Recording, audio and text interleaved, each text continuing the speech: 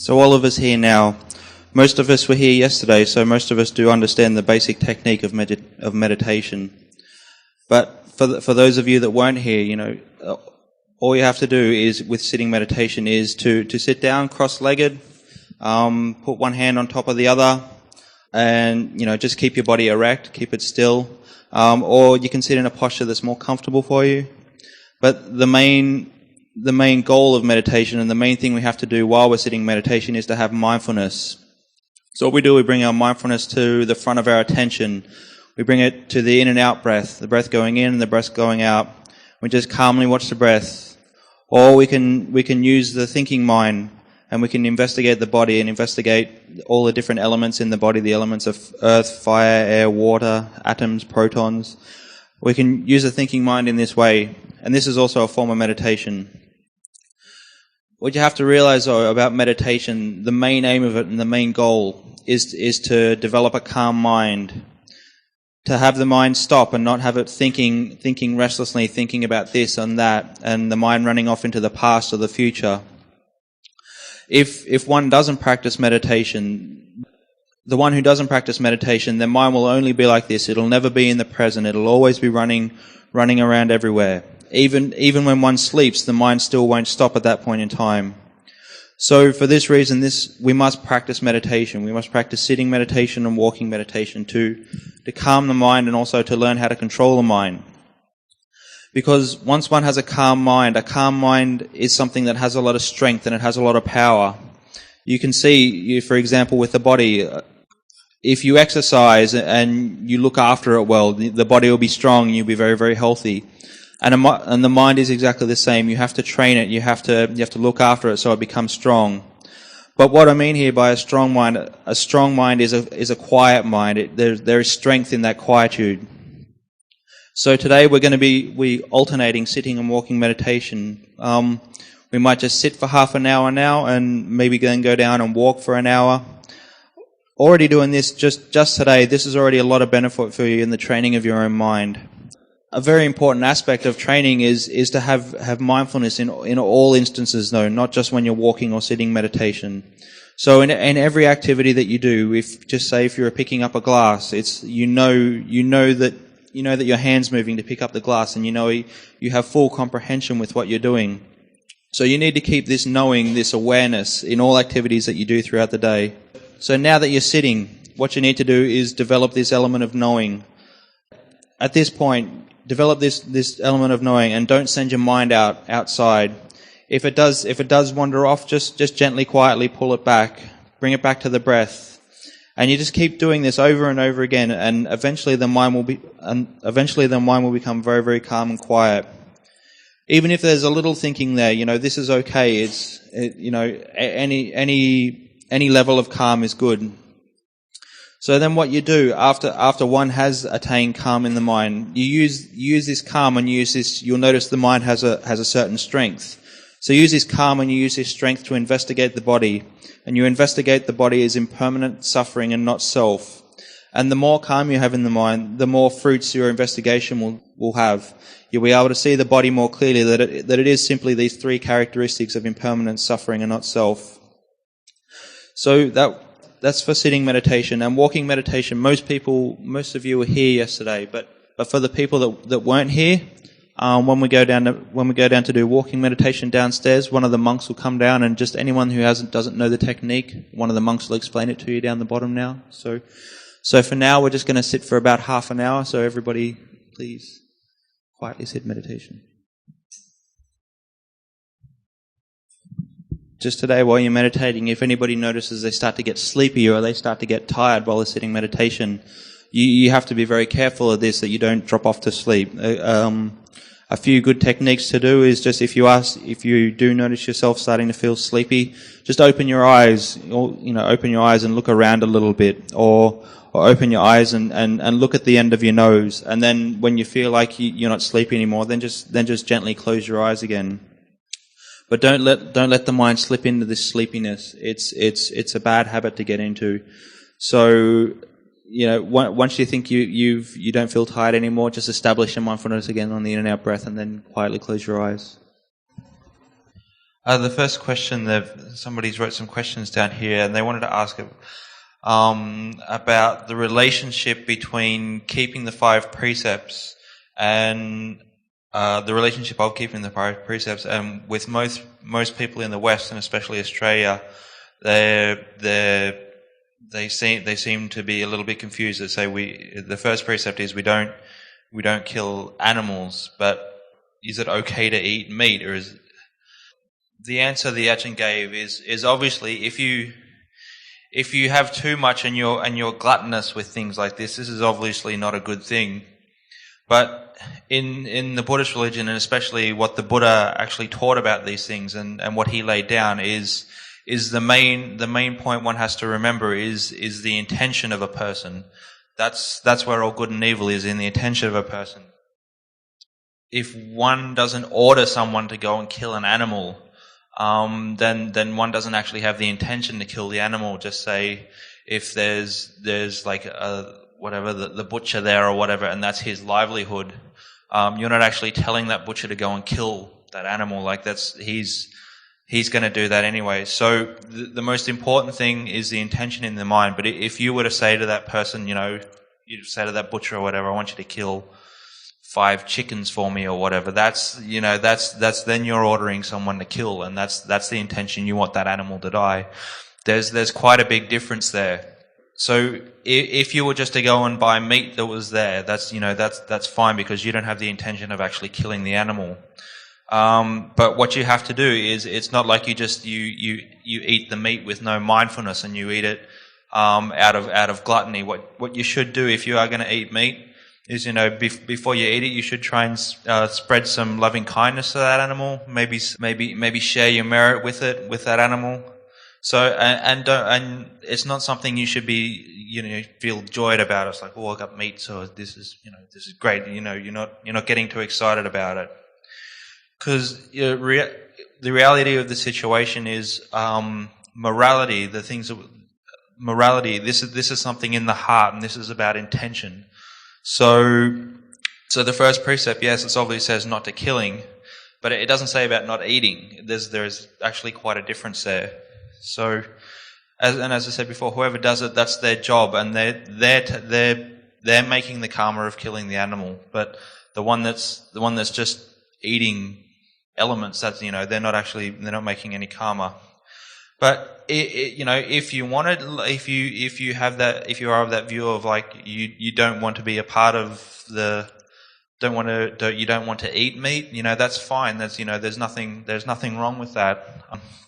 It's good. It's like you can in many different ways you can develop kindness for the animals or whatever.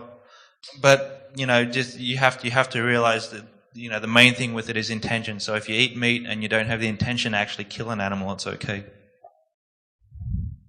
And so the second question was about what about people that that aren't Buddhists or they don't have any sort of kind of religion? What's the state of those sort of people? What can be expected from those people? And the answer the Ajahn gave is even if somebody is not a part of any sort of organized religion or have any specific kind of hold any specific kind of faith. If they're a good person and they don't harm people, in a sense that person has Dhamma in their heart. They still have that sense of goodness within their heart there, so that's very important. Although it's not, they haven't got like the heart.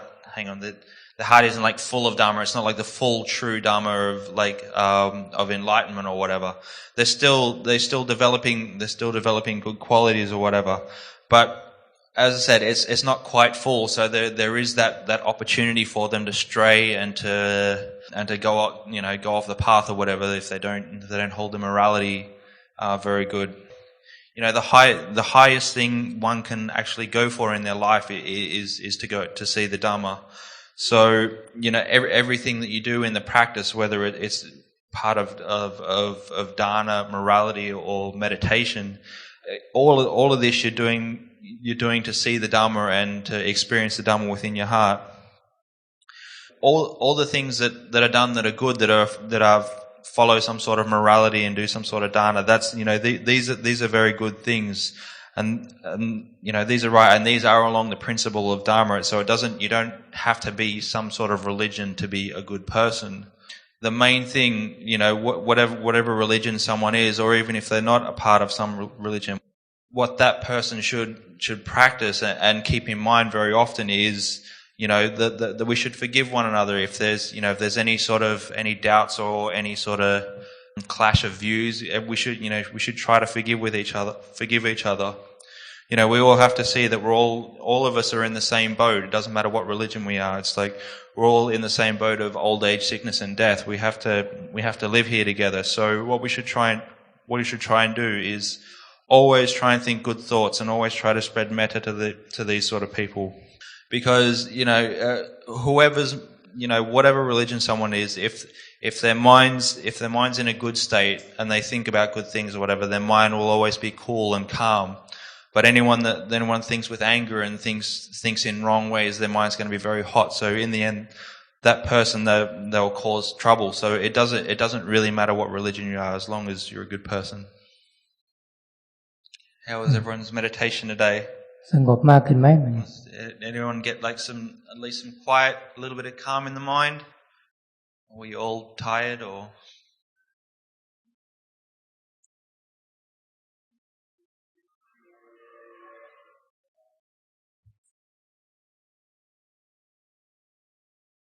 He said the most important thing you have to take out of something like this, where you come here for a day or two to meditate, is to take the practice back home, and to keep with it constantly. Because if you don't keep with it constantly, all the good calm states that you've built up, they'll gradually just fall back and back and back. So you have to do it every day. You have to keep chanting every day and doing a little bit of meditation every day. And if you do that, this is where you'll see some really, really good results if you keep it constant. In an ideal situation, one would practice every day at home, and then maybe even like once a month or whatever, they have some sort of something like this, like a 2 or 3 day retreat or something. And if one attends those and keeps the practice up at home, that's when the continuality will have effect, and you'll start to see some very good results in your practice. For anyone that didn't hear the question was, what is the karma, and what are the results of someone if they're a shareholder in a company that deals in like gambling and alcohol and cigarettes. So the Ajahns answer to that was, it's like, if you are like a shareholder in one of these companies, it's like you're taking wealth and you're participating in. It's like you're participating in that company, and you're giving your support to that company.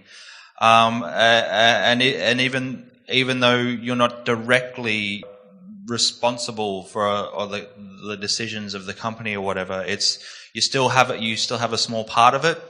And so the wealth that you do take from that company, it's not acquired in 100% pure way. There is still a little bit of karma there. In the Buddha Sasana, if one supports those kind of things, that there are different forms of karma with just say like with alcohol or whatever, one can have, the karma could be like a bad health or something like that. Or with gambling and sort of like it can also like ruin people's families and stuff. So there is karma there. It's obviously if you are the owner of the company, the karma is obviously a lot heavier. But if you're a shareholder, the karma is a lot smaller, but you are still a part of it. So if one were to take that money that one earned from those things but then to use that in a good way, you still do accumulate some merit from that, but the merit isn't quite as pure as if you would earn that livelihood in a good way. It was just a further question on that. What if you buy shares of something? It's a company. You buy shares of some sort of company, and at that point in time, you didn't know that they might partake in sort of illegal things and maybe like harming people's lives or whatever, and you bought them and you didn't know. and then you only found out later, or it was a company from overseas or something. And the Ajahn said it's the same kind of thing. It's like the karma. Obviously, it's not pure. Like it's not pure karma. It's not coming 100% from doing like good things. So you are taking wealth from a company that is partaking in wrong things. So you do have a little share in that. So the question was, well, what about a glass of wine? Is that actually against the 5 precepts? It's the 5th precept of not drinking alcohol. And most people sort of ask, well, what about just like one glass of wine or something like with dinner? And so the Ajahn just like, well, one glass? Is it usually just one glass? And he said, yeah. Well, he's like, do they have it as like a medicine or something? Are they using it? And she's like, oh, well, sorta. And then he asks, how much alcohol's in a glass of wine? And he's like, oh, about 13%. So, you can ask yourself in this case, does this actually go against one's morality? And the Ajahn said, well, is it wrong? Is it actually against the precepts? It's like, well, yeah, it is. Because the reason that precept is there, is that 5th precept is there, is to keep one's mind in balance and to keep one's mind thinking in a straight way. But how bad is it? Like, this is something you have to ask yourself, and this is something you have to know within yourself of the limits or whatever. So, but you have to sort of notice things like this as well. It's like, okay, just say for example, right, you guys have been here all day and you've been sitting meditation or whatever all day, and you have to ask yourself, well, how difficult is it to control your mind? It's pretty hard, and you guys are straight at the moment. So if you guys are to go home and then have a few drinks or whatever, or like a glass of wine, how much harder you actually think it'll be. It's hard enough to do it while you're straight, let alone while you're a little bit tipsy or whatever. So the different situations at different levels of like karma and different levels of like going against the precepts. Some people, they might just they might have a glass of wine before they go to bed. Just like a little bit or whatever, and they go to bed and they don't get involved in anyone, and that is like a bit against your precept sort of thing, but the karma's not very heavy. You're only doing karma towards yourself and your own mindfulness. But someone that drinks and goes out and they do all sorts of silly things, and they argue with people and do all these different kinds of silly things that you do when you're drunk. That's obviously that's quite wrong. You have to sort of look at your situation. There's there is that sort of instance of where some people say, like, if you have low blood pressure, you should maybe drink a glass of wine every day or whatever. And so the Ajahn like, well, is that against morality? And he's like, well, yeah, but is your health getting better? And if you say, well, it's like, yeah, it is helping your blood pressure. And he's like, well, it's sort of, that's whatever. You have to see if that's okay for yourself. But then you also have to ask yourself, well, if there's wine and it makes your blood pressure better, is there another way? Is there another, like some sort of maybe like a herbal medicine or something you can have to make your blood pressure better?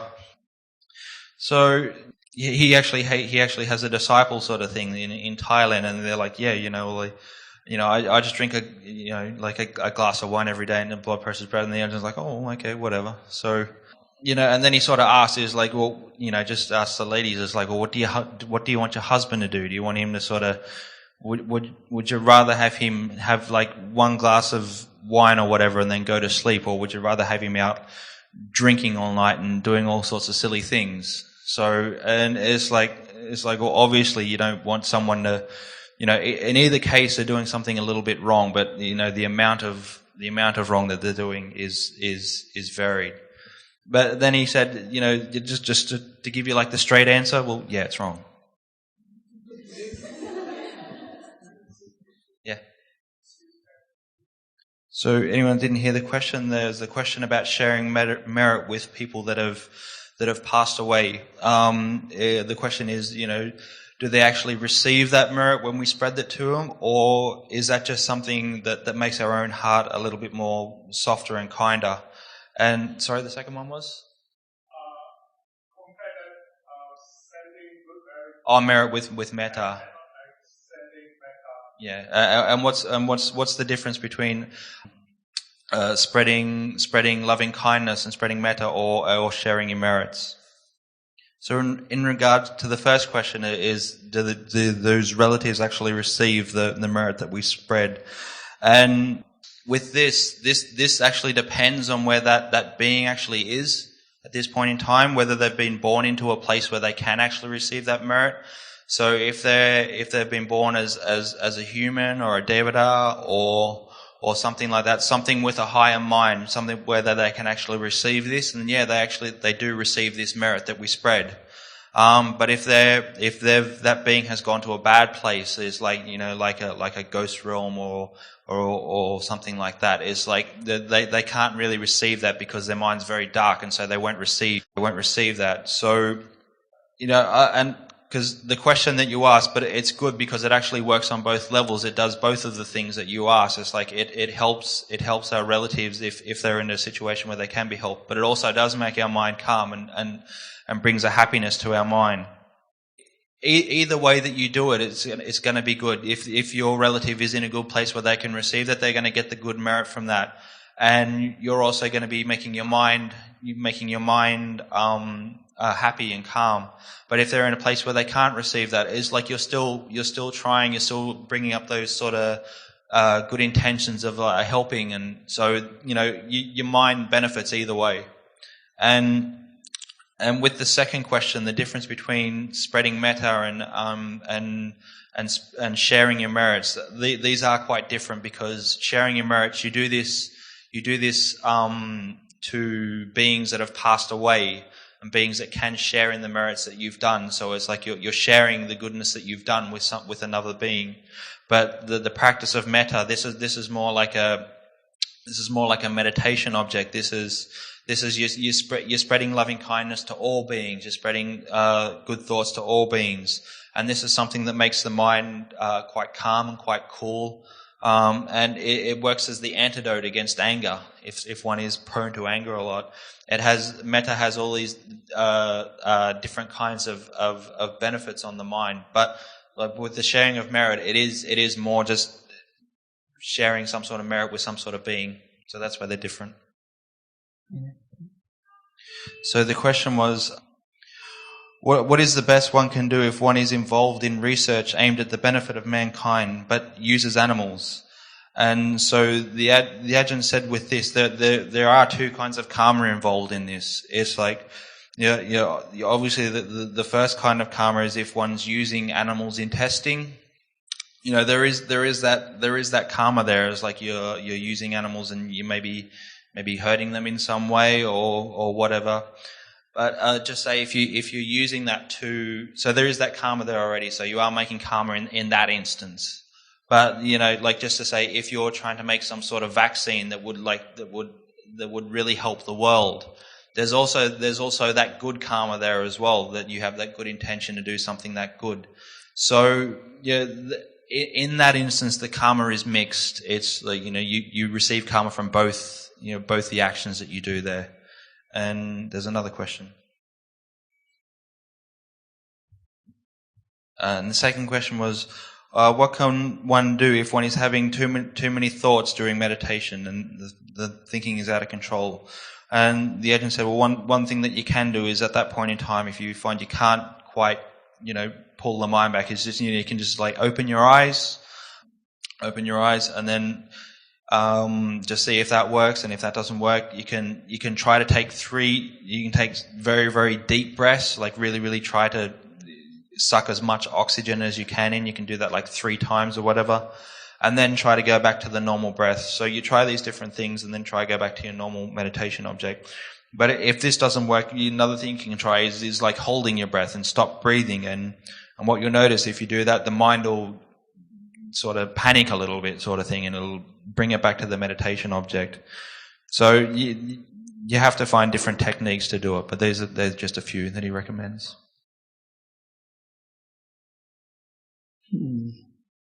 Yeah, and just another quick thing on the drinking alcohol thing, and another sort of story that's tied in with Ajahn Chah. There was a time when Ajahn Chah he got some amulets, Ajahn Chah got some amulets, and Ajahn Chah blessed those amulets, and he gave one out to a lay person, to one of the lay person that comes to the monastery, but the lay person, whatever, didn't quite have enough mindfulness. He took it home and he went and he got drunk. And what actually happened was the amulet that that Ajahn Chah had given him had disappeared, and it went back to Ajahn Chah. So the guy went back to the monastery again and said, "Can I have another one?" And then Ajahn Chah's like, "No, I'm not going to give you another one now. You've blown it." So yeah, so that's just a little extra story, I guess.